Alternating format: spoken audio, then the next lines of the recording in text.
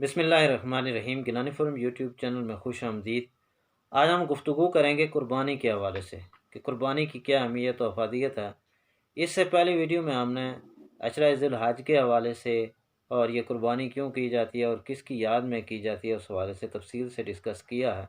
अगर आप उस हवाले से देखना चाहें तो हमारी दूसरी वीडियो में आप उसकी तफसीलात देख सकते हैं और हम डिस्क्रिप्शन में उसका लिंक भी डाल देंगे, वो भी आप चेक कर सकते हैं वहाँ से। तो चलते हैं कुर्बानी की तरफ। कुर्बानी क्योंकि मुसलमान हर साल ज़िल हज्जा के पहले अशरे में और 10 ज़िल हज से लेकर 13 ज़िल हज तक अदा कर सकते हैं। और ये कुर्बानी जिस तरह के पहले वीडियो में हम बयान कर चुके हैं कि हज़रत इब्राहीम और हज़रत इस्माईल की उस अज़ीम कुर्बानी की याद में मुसलमान हर साल मनाते हैं। तो सामीन कराम, कुर्बानी की अहमियत और अफादियत और इसकी फ़जीलत का अंदाज़ा इस बात से लगाया जा सकता है क्योंकि इस अशरा में 2 मुक़द्दस फ़रीज़े सर अंजाम दिए जाते हैं, एक हज और एक कुर्बानी। वो लोग जिन्हें अल्लाह ताला ने अपने घर तक पहुँचने की इस्तिताअत दी है, दुनिया भर से जाते हैं, वो तो वहाँ पे भी कुर्बानी अदा करते हैं और साथ हज अदा करते हैं। और जो वहाँ नहीं पहुँच सकते, साहिब निसाब होते हैं, वो अपने अपने मुल्कों में, अपने अपने घरों में कुर्बानी का एहतमाम करते हैं। और कुर्बानी अल्लाह ताला की बारगाह में इंतहाई पसंदीदा अमल है। हुज़ूर रसालत महब सल्लल्लाहु अलैहि वसल्लम ने फरमाया है, हदीस का मफ़हूम है कि जो शख्स इस्तिताअत रखता हो, साहिब निसाब हो और वह कुर्बानी अदा ना करे तो आपने फरमाया कि वो हमारी ईदगाह की तरफ ना आए। तो इस चीज़ से अंदाज़ा लगा लें आप कि कोई शख्स अगर साहिब निसाब हो और वो कुर्बानी अदा ना करे तो उसका ये अमल हुज़ूर रसालत महब सल्लल्लाहु अलैहि वसल्लम ने कितना नापसंदीदा करार दिया उसको। दूसरी तरफ हज़रत अली करमुल्लाह वजहुल करीम, जिनके बारे में हुज़ूर रसालत महब सल्लल्लाहु अलैहि वसल्लम ने फरमाया कि मैं इल्म का शहर हूँ और अली उसका दरवाज़ा है, अना मदीनतुल इल्म व अली बाबुहा।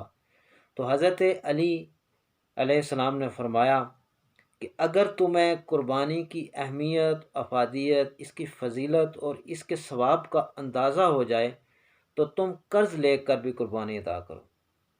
अब जो लोग साहिब इस्तिताअत हैं उन पर तो कुर्बानी वाजिब है और वाजिब का तर्क करना बहुत बड़ा गुनाह है। लेकिन अगर कोई साहिब इस्तिताअत नहीं है तो वो भी अगर कुर्बानी अदा करता है तो उसका भी अल्लाह की बारगाह में बहुत बड़ा सवाब है। जो साहिब इस्तिताअत है उस पर तो फ़र्ज़ है, उसे तो किसी सूरत में इसकी छूट नहीं है। लेकिन जो अगर अपने तौर पे अरेंज करके कोई बंदोबस्त करके कुर्बानी अदा करता है तो अल्लाह की बारगाह में उसकी बड़ी अहमियत और अफादियत है। दुआ है कि अल्लाह ताला उन तमाम लोगों की कुर्बानी जो इस बार करेंगे अपनी बारगाह में कबूल फरमाए। याद रखें, कुर्बानी का मतलब सदका करना नहीं है। अगर हम इसके मसाइल के हवाले से बात करें तो कुर्बानी का असल मकसद खून बहाना है, ना कि उसका गोश्त तकसीम करना या बांट देना है।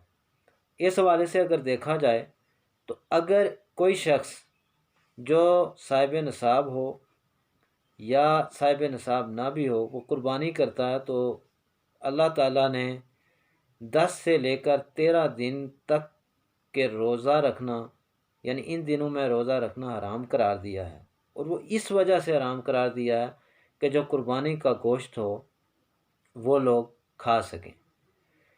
और कुर्बानी का गोश्त खाना सवाब का काम है। यानी इसका पहला तरीक़ाकार ये है कि जो शख्स कुर्बानी देता है वो अगर सारी कुर्बानी का सारा गोश्त अगर रख लेता है अपने खाने के लिए तो कोई ममानत नहीं है, कोई अमर माने नहीं है, कोई गुनाह नहीं है। हाँ, अगर कोई अपने रिश्तेदारों को या फ़ुकरा को दे देता है तो ये और सवाब की बात है।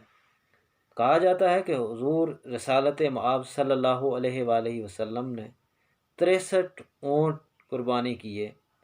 और क्योंकि आप सल्लल्लाहु अलैहि वसल्लम खाना बहुत कम खाते थे, लेकिन आपने 63 के 63 ऊँटों का थोड़ा थोड़ा गोश्त ज़रूर चखा। तो इससे इस चीज़ का अंदाज़ा होता है कि हमें कुर्बानी का गोश्त जो है वो खाना चाहिए। कुर्बानी का गोश्त खाना इंतहाई सवाब का काम है। اس میں یہ بھی ہے کہ ایسے لوگ جو سال بھر اگر گوشت نہیں کھا سکتے یا اس طرح کی چیزیں انہیں نہیں مل سکتی کھانے کے لیے، تو یہ بھی اللہ تعالیٰ کی طرف سے ایک حکمت ہے، ایک سہولت ہے کہ آپ قربانی کا گوشت ان ایام میں کھا سکتے ہیں۔ لیکن جیسا کہ پہلے بیان کیا گیا، اگر آپ فقراء کو، مساکین کو دینا چاہتے ہیں تو اس میں بھی کوئی ممانعت نہیں ہے، بلکہ ثواب کا کام ہے۔ دوسرا یہ ہے کہ اگر دیکھا جائے کہ قربانی کون لوگ دے سکتے ہیں، صاحب نصاب۔ صاحب نصاب ہونا، جس طرح زکوٰۃ کے لیے صاحب نصاب ہونا ضروری ہے، یعنی اتنی مالیت ہو کہ 7.5 تولے سونا اور 52.5 تولے چاندی۔ اور میں گزشتہ دن کسی کی گفتگو سن رہا تھا تو یہ کہہ رہے تھے کہ اس کے لیے چاندی کا نصاب، قربانی کے لیے چاندی کا نصاب ہونا چاہیے اور زکوٰۃ کے لیے سونے کا ہونا چاہیے۔ تو صاحب نصاب کی تعریف ہی یہ ہے کہ آپ کے پاس خواہ چاندی کی رقم کے برابر پیسے ہوں، دولت ہو، مالیت ہو، یا سونے کی مالیت کے برابر پیسے ہوں، کوشش کرنی چاہیے کہ یہ واجب عمل ہے تو ہمیں ادا کر دینی چاہیے۔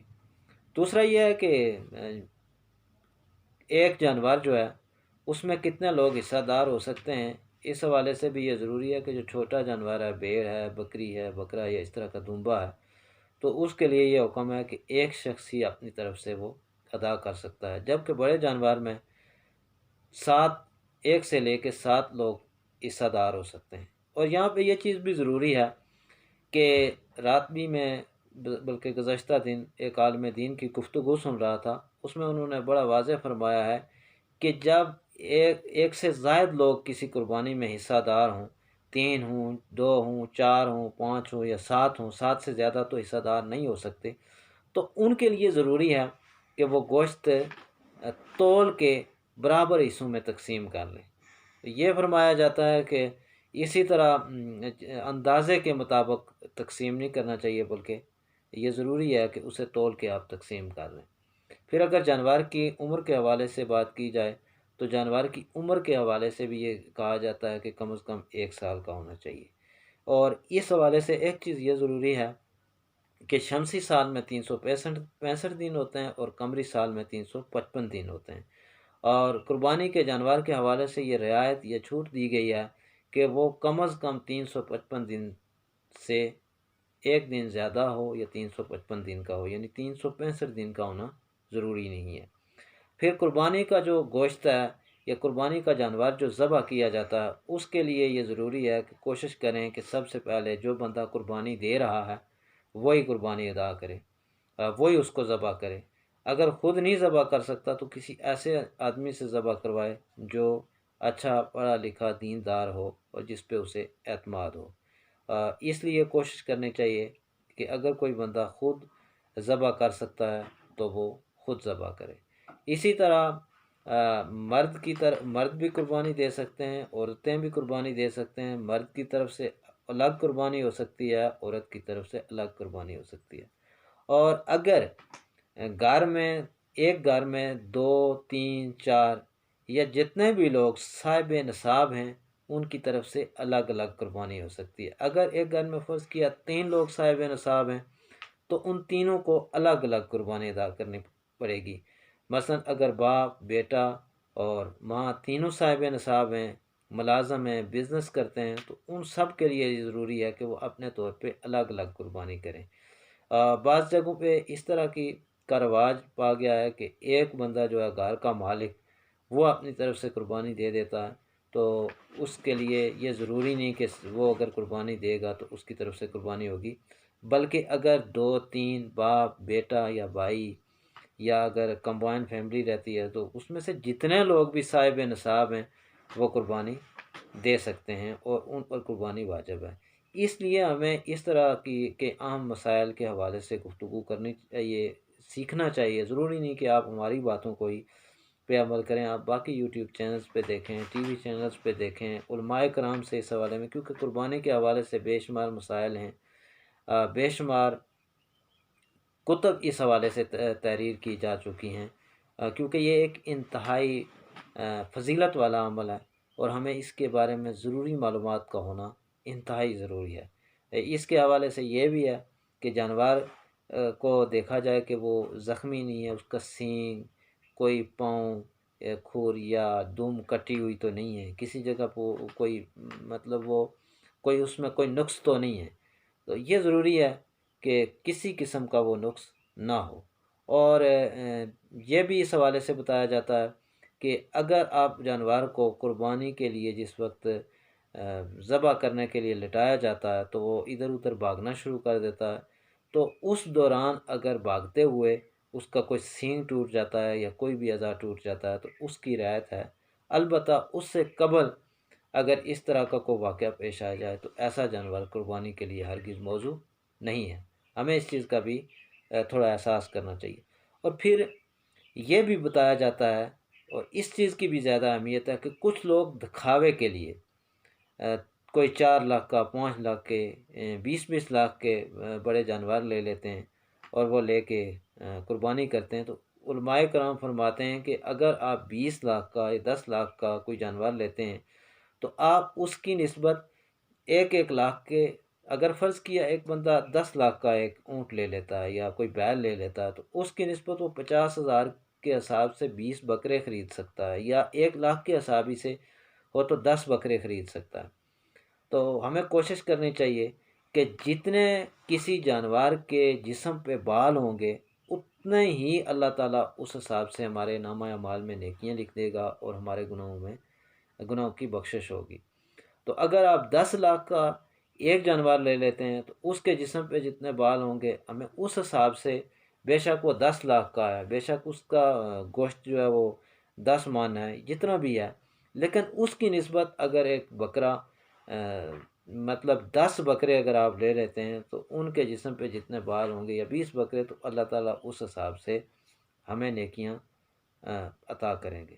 تو کوشش کرنی چاہیے کہ اسراف یا فضول خرچی سے، یہ کیونکہ انتہائی نیک عمل ہے، اس میں دکھاوا یا فضول خرچی کرنے کے بجائے اگر ہم اس چیز کو اپنا شعار بنائیں کہ ہم زیادہ سے زیادہ نیکیاں سمیٹ سکیں، زیادہ سے زیادہ فقراء اس میں ہمارے حصہ دار ہو سکیں، تو ہمیں اس چیز پہ زیادہ توجہ کرنی چاہیے۔